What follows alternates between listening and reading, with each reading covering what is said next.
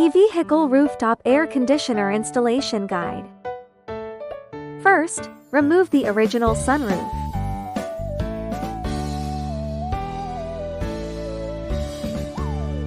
Check if the following accessories are complete. Stick the sealing strip on the roof. Check and repair the sealant strip. Place the top-mounted air conditioner on the roof.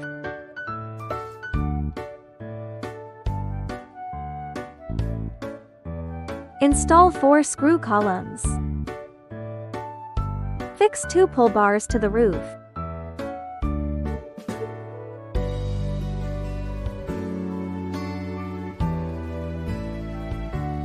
Fix the air conditioner control panel. Connect the wire harness interface. Connect the air conditioner power cord. Connect the air conditioning control cable. The white socket corresponds to the white interface. The red socket corresponds to the red interface. Install and fix the interior panel. Install the decorative net. Installation completed. Turn on the air conditioner.